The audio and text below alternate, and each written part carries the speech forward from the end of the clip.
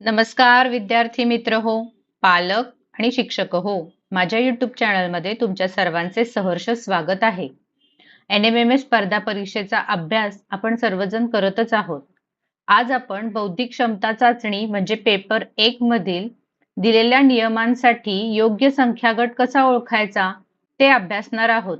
चला तर मग सुरू करूयात.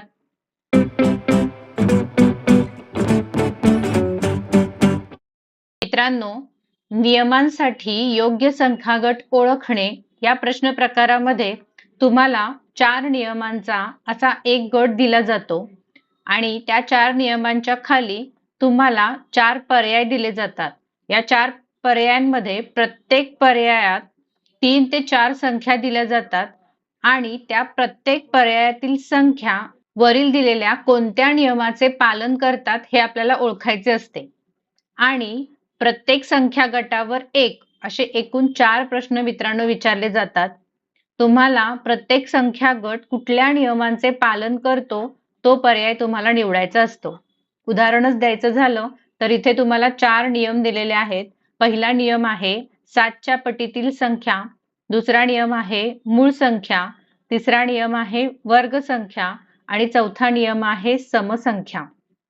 मित्रांनो, तुम्हाला असे वरती 4 नियम दिले जातात आणि त्याच्या खाली हे 4 पर्याय दिले जातात. आता जर पहिला गट तुम्ही बघितला 64, 81, 100, 121 हे ओळखणं खूप सोपं आहे कारण ह्या सगळ्या वर्ग संख्या आहेत. म्हणजे तुम्हाला जर पहिल्या संख्या गटासाठी पर्याय निवडायचा झाला तर तुम्हाला 4 असे गोल दिले जातात आणि हा जो संख्या गट आहे तो कोणत्या नियमाचे पालन करतो तर वर्ग संख्या या नियमाचे पालन करतो. म्हणजे तुमच्या या संख्या गटाच्या समोर तुम्हाला 3 नंबरचा पर्याय रंगवावा लागेल. त्याचप्रमाणे दुसरा संख्या गट दिलेला आहे 52, 62, 72 आणि 82. जर बघितलं तर ह्या सगळ्या समसंख्या आहेत.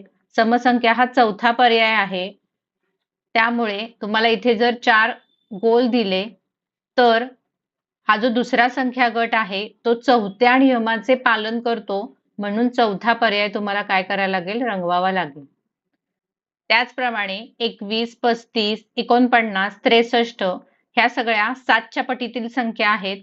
म्हणजे जो तिसरा तुम्हाला संख्या गट दिलेला आहे त्यासाठी पहिला नियम जो आहे तो उपयोगात येतो. त्यामुळे तुमचा 1 नंबरचा जो पर्याय आहे तो तुम्हाला इथे रंगवावा लागेल.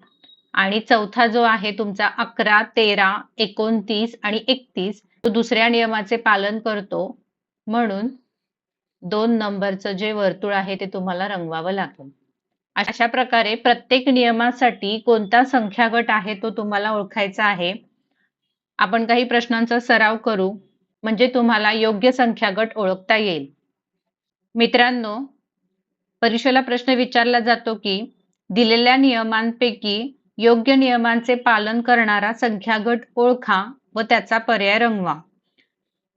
पहिलाच नियम आहे बघा, संख्येला 7 ने गुणा आणि त्यामध्ये 5 मिळवा. आता जर आपण संख्या x घेतली तर एखाद्या संख्येला 7 ने तुम्हाला गुणायचं आहे आणि त्यामध्ये 5 मिळवायचं आहे. असा येणारा संख्यांचा गट आपल्याला शोधायचा आहे. आता असा संख्या गट शोधायच्या अगोदर तुम्हाला ही जी क्रिया दिलेली आहे त्याची उलट क्रिया करायची आहे. म्हणजे तुम्हाला जो दिलेला संख्या गट असेल त्यामध्ये -5 करायचे आहेत आणि भागिले 7 करायचे आहेत. लक्षात येते का बघा. एखादं उदाहरण घेऊ आपण. पहिल्या संख्या गटामधला जो पहिला नंबर आहे तो तुमचा आहे 156. आता 156 मध्ये आपल्याला -5 करायचे आहेत. जर -5 केले तर आपलं उत्तर येतं 151. आता 151 भागिले 7 याचं उत्तर जर आपल्याला आलं तर ही संख्या आपल्या दिलेल्या नियमामध्ये बसते हे आपल्याला ठरवता येईल. बघा इथे 7 ने भाग जातो का? 7 दोन्ही 14 उरला 1. नाही, इथे 7 ने पूर्ण भाग जात नाही. म्हणजे जो पहिला संख्या गट आहे तो आपल्या पहिल्या नियमाचं पालन करत नाही. त्यानंतर दुसरा जर संख्या गट घेतला तर त्यातली पहिली संख्या आहे तुमची 68. 68 वजा 5 केले तर आपलं उत्तर येतं 63. आणि 63ला जर आपण 7 ने भागलं तर आपलं उत्तर येतं 9. म्हणजे दुसऱ्या संख्या गटाला हा नियम लागू होतो ते फक्त पहिल्या संख्येसाठी. आता दुसऱ्या संख्येसाठी लागू होतो का ते पण बघायचं. इथे आहे 17. 17 वजा 5 केले तर आपलं उत्तर येतं 12. पण 12ला ज्यावेळी आपण 7ने भागतो त्यावेळी आपलं उत्तर निघत नाहीये. म्हणजेच हा जो दुसऱ्या संख्या गट आहे तो पहिल्या नियमासाठी लागू होत नाही. त्यानंतर तिसरा संख्या गट घेऊ बघा. 75 वजा 5 केलं तर आपलं उत्तर येतं 70. 70 भागिले ज्यावेळी आपण 7 करतो त्यावेळी आपला पूर्ण भाग जातो. म्हणजे पहिल्या संख्येसाठी तरी पहिला नियम लागू होतो. त्यानंतर दुसरी संख्या घ्या. 12 वजा 5 तर आपलं उत्तर येतं 7. 7 भागिले 7 केलं तर आपलं भागाकाराचं उत्तर येतं 1. म्हणजे 7ने भाग जातो त्याला पूर्ण. म्हणजे दुसरा संख्या गट पण आपला संख्या गटातील दुसरी संख्या पण या नियमाचं पालन करते. त्याचप्रमाणे 40 वजा 5 केले तर आपलं उत्तर येतं 35. 35 भागिले 7 केल्यानंतर आपल्याला पूर्ण भाग जातो. 7 35. शेवटची संख्या आहे 19. 19 वजा 5 केलं तर आपलं उत्तर येतं 14. 14 भागिले जर 7 केलं तर आपलं उत्तर येतं 2. म्हणजे तिसरी जी संख्या गट आहे त्याच्यासाठी नियम पहिला काय होतो तुमचा लागू होतो. आणि म्हणजे तुमच्या तिसऱ्या प्रश्नाचं उत्तर येणार आहे पर्याय क्रमांक 1. मित्रांनो, आता दुसऱ्या नियमासाठी योग्य असलेला संख्या गट आपण शोधू. दुसरा नियम आहे संख्येचा वर्ग करून त्यात 30 संख्या मिळवा. म्हणजेच समजा x ही संख्या घेतली तर x चा वर्ग करून त्यामध्ये 30 संख्या मिळवून येणाऱ्या संख्येचा गट आपल्याला शोधायचा आहे. जर याची उलट क्रिया करायची म्हटली तर दिलेल्या संख्यांमध्ये जी संख्या असेल ती तुम्हाला x असेल तर ते वजा करून तुम्हाला वर्ग कोणत्या संख्येचा येतो ते बघायचं आहे. जर तुम्ही संख्या गट पहिला घेतला तर पहिल्या संख्या गटामध्ये पहिली संख्या आहे तुमची 156. आता 156 ही कुणाच्या वर्गाच्या जवळ आहे ते बघायचं. जर बघितलं तर ही वर्गसंख्येच्या जवळ आहे 144च्या.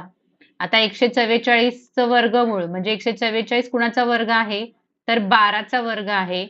जर 144 मध्ये आपण 12 मिळवले तर आपलं उत्तर 156 येतं. म्हणजेच ही झाली x वर्ग आणि हा झाला x तर आपलं उत्तर हे बरोबर येतं. पहिल्या संख्येसाठी तर हा नियम लागू होतो. आता दुसऱ्या संख्येसाठी बघू. दुसरी संख्या आहे 56. 56च्या जवळचं जर वर्गसंख्या घेतली तर ती आहे 49. जर 49चं आपण वर्गमूळ घेतलं तर ते येतं 7. म्हणजेच जर आता 49 अधिक 7 केले तर आपले 56 यायला पाहिजेत. बघा इथे येतात 49 अधिक 7 केले तर 56 येतात. म्हणजे दुसऱ्या संख्येसाठी पण हा नियम लागू होतो. तिसरा संख्या गट घेऊया. 12. आता 12च्या अगोदरचा जर वर्ग असेल तर तो आहे वर्गसंख्या आहे तर ती 9. 9चं वर्गमूळ आहे 3. म्हणजे 9 मध्ये ज्यावेळी तुम्ही 3 मिळवणार आहे त्यावेळी तुमचं उत्तर येतं 12. म्हणजे तिसऱ्या संख्येसाठी पण हे लागू होतं. तर चौथी संख्या घेऊया 110. 110च्या अगोदरचं वर्ग आहे तुमचा 100 आणि 100चं वर्गमूळ आहे 10. म्हणजेच 100 अधिक 10 केलं की तुमचं येतं 110. म्हणजे चारही संख्या गटांसाठी हा 2 नंबरचा नियम लागू होतो. म्हणजेच आपल्या पहिल्या संख्या गटासाठी येणारं जे उत्तर आहे ते असणार आहे पर्याय क्रमांक 2. आता तिसऱ्या नियमासाठी आपण योग्य संख्या गट शोधूया. तिसरा नियम आहे संख्येचा घन करून त्यातून 3 वजा करा. संख्येचा घन म्हणजे समजा x चा आपल्याला घन करायचा आहे आणि त्यातून वजा 3 करायचे आहेत. म्हणजे तुम्हाला येणारी संख्या ही मिळणार आहे. आता वजा 3 केलेत म्हटल्यानंतर एखादी संख्येतून अधिक 3 करायचे आहेत आपल्याला दिलेल्या संख्येमध्ये आणि घन संख्या येते का ते बघायचंय. पहिलं जर आपण संख्या गट तर शोधलेला आहे. दुसऱ्या संख्या गटामध्ये पहिली जी संख्या आहे ती आहे 68. आता 68 मध्ये अधिक जर 3 केले तर आपलं येतो 71 आणि 71 ही कुठली घन संख्या नाहीये. म्हणजे हा संख्या गट जो 2 नंबरचा आहे तो ह्या नियमाचे पालन करत नाही. त्यानंतर आपण 4 नंबरचा जर गट घेतला तर त्या गटामध्ये पहिली संख्या आहे तुमची 61 आणि 61 मध्ये जर आपण 3 मिळवले तर आपलं उत्तर येतं 64 आणि 64 हा 4चा घन आहे. म्हणजे पहिली जी संख्या आहे ती या नियमाचं पालन करते. दुसरी संख्या पण सगळ्या संख्या या नियमाचं पालन करायला पाहिजेत. त्यानंतर आहे 122. 122 मध्ये जर आपण 3 मिळवले तर आपले येतात 125 आणि 125 हा 5चा घन आहे. त्यानंतर बघा तिसरी संख्या आहे 5. 5 मध्ये जर आपण 3 मिळवले तर आपलं उत्तर येतं 8 आणि 8 हा 2चा घन आहे.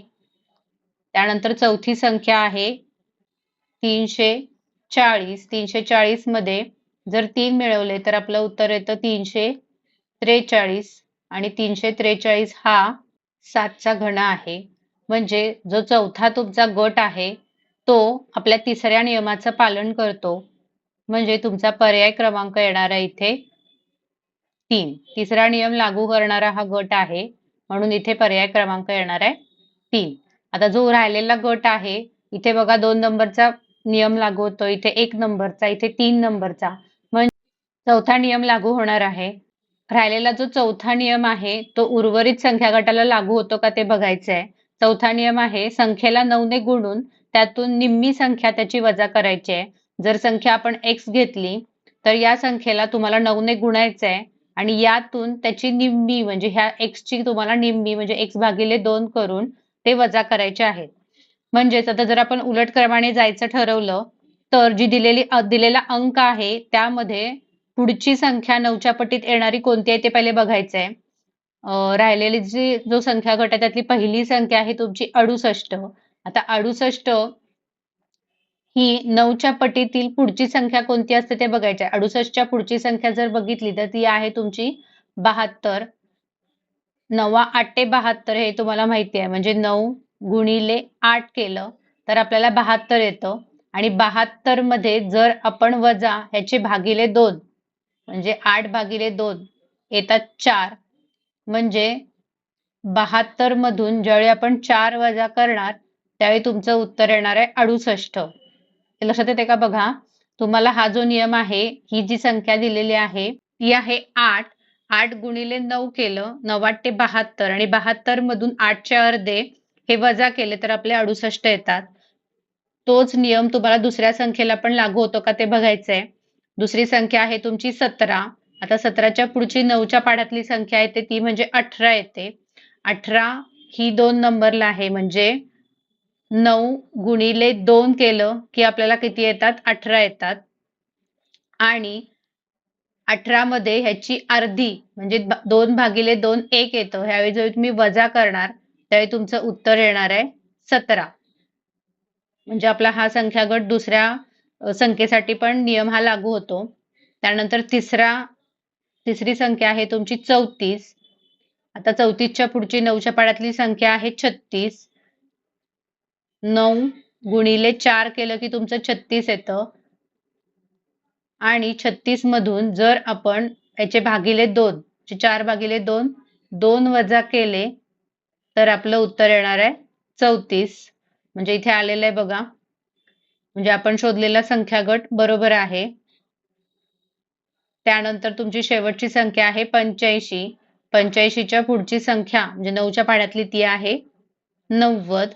90 म्हणजे 9 गुणिले 10 आणि 10ची जर निम्मी केली म्हणजे 90 वजा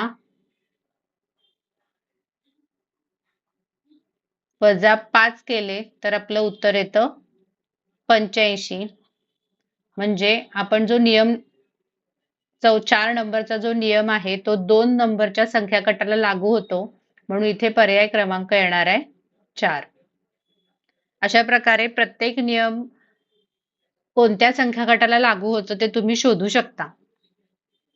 मित्रांनो, तुम्हाला 4 नियम दिलेले आहेत आणि या 4 नियमांसाठी योग्य तो संख्या गट तुम्हाला शोधायचा आहे आणि त्याच्या पुढे जो नियम लागू होतो तो पर्याय तुम्ही रंगवायचा आहे. पहिलाच नियम आहे बघा, एखाद्या संख्येला 11 ने गुणा आणि 3 वजा करा. म्हणजे x ला तुम्हाला 11 ने गुणायचंय आणि त्यातून वजा 3 करायचे आहेत. आता याचं जर उलट जर करायचं म्हटलं तर दिलेल्या संख्येतून तुम्हाला काय करायचे आहेत, अधिक 3 करायचे आहेत आणि अधिक 3 करून 11ने भाग जाणारी तुम्हाला संख्या आहे का ती शोधायची आहे. पहिलाच जर आपण संख्या गट घेतला तर त्यातील पहिली संख्या आहे तुमची 18. 18 मध्ये 3 मिळवले तर तुमचे येतात 21. 11ने न भाग जाणारी संख्या आहे, म्हणजे पहिला संख्या गट या नियमांचे पालन करत नाही. त्यानंतर दुसऱ्या संख्या गटातील पहिली संख्या आपण घेऊया, ती आहे 123. 123 मध्ये ज्यावेळी आपण 3 मिळवणार त्यावेळी 126 येणार आहेत आणि 126 ला जर आपण 11ने भाग घालवला तर ती सुद्धा 11ने न भाग जाणारी संख्या आहे. त्यानंतर तिसऱ्या संख्या गटातील पहिली संख्या जर घेतली तर ती आहे तुमची 96. 96 मध्ये जर आपण 3 मिळवले तर आपलं उत्तर येतं 99 आणि ही 11ने भाग जाणारी संख्या आहे. तसंच खालील सगळ्या त्याच्या पुढच्या सगळ्या संख्येला 11ने भाग जाणारी संख्या मिळते का ते बघायचं आहे. 8 मध्ये जर आपण 3 मिळवले तर 11 येतात, याला पण 11ने भाग जातो. त्यानंतर 41 मध्ये 3 मिळवले तर आपले 44 येतात, याला पण 11ने भाग जातो. त्याचप्रमाणे 52 मध्ये जर आपण 3 मिळवले तर आपले 55 येतात आणि याला पण 11ने भाग जातो. म्हणजे हा जो तिसरा संख्या गट आहे त्याच्यासाठी पहिला नियम लागू होतो, म्हणून याचा पर्याय क्रमांक येणार आहे तुमचा 1. आता दुसरा नियम कोणत्या संख्या गटाला लागू होतो ते पाहूया. दुसरा नियम आहे संख्येचा वर्ग करून त्याची निमपट करा. म्हणजे जर संख्या आपण x घेतली तर संख्येचा वर्ग करायचा आहे आणि मग त्याला 2 ने भागायचं आहे, म्हणजे निमपट करायचे आहे, तर तुम्हाला येणारे संख्येचा गट मिळणार आहे. आता हा संख्येचा गट शोधण्यासाठी याची उलट क्रिया तुम्हाला करायची आहे, म्हणजे दिलेल्या संख्येला तुम्हाला 2 ने गुणायचं आहे आणि 2 ने गुणून कोणत्या संख्येचा वर्ग संख्या येते का ते पाहायचं आहे. जर पहिला संख्या गट घेतला आपण 18. 18 ला तुम्ही 2 ने गुणलं, 18 दोडी 36. 36 ही वर्ग संख्या आहे, म्हणजे हा 6चा वर्ग आहे. पहिल्या तर संख्येला आपल्याला हा नियम लागू झालेला आहे. दुसऱ्या संख्येला बघा 72. 72 गुणिले 2 केलं तर 72 दुणे 144. हा 12चा वर्ग आहे, म्हणजे दोन्ही संख्येला हा नियम लागू होतो. त्यानंतर तिसरी संख्या आहे तुमची 45. 45 गुणिले 2 केलं तर आपलं उत्तर येतं 90. पण 90 ही वर्गसंख्या नाहीये, म्हणजे दुसरा नियम या पहिल्या संख्या गटासाठी लागू होत नाही.